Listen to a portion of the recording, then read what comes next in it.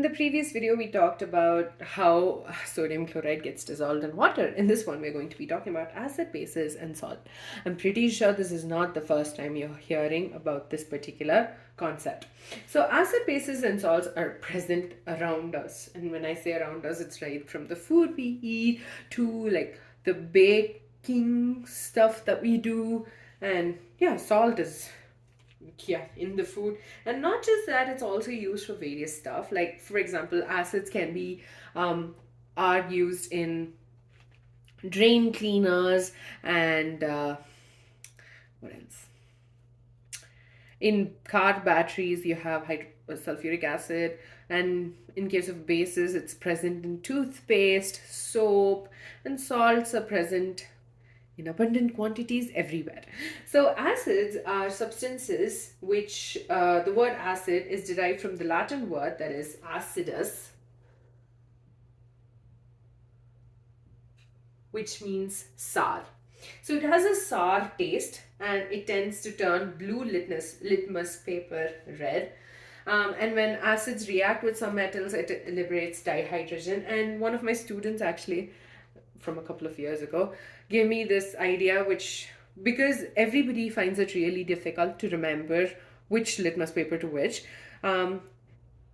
so they said that when you have a litmus paper and when it turns red, acid is generally considered super dangerous. Not that bases are super safe, but acids are generally really scary in everybody's mind. So when you have blue litmus that turns to red, red means danger, so acid is dangerous. So blue to red is acid, and red to blue is base.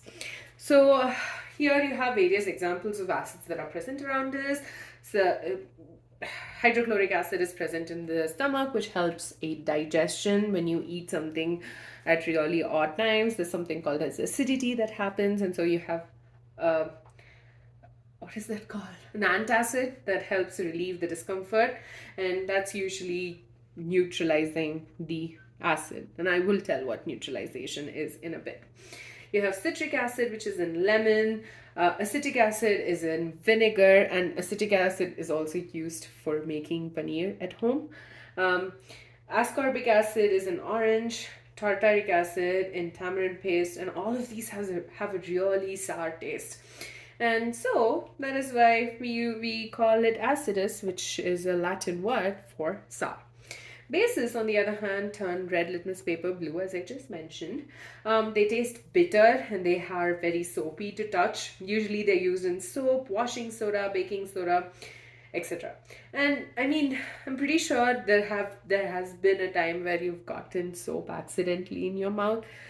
I'm not trying to tell you to do it, but there have been cases where you probably did do it and there's a slightly bitter undertone, and that's because of the fact that it is a base. So the third one, salt.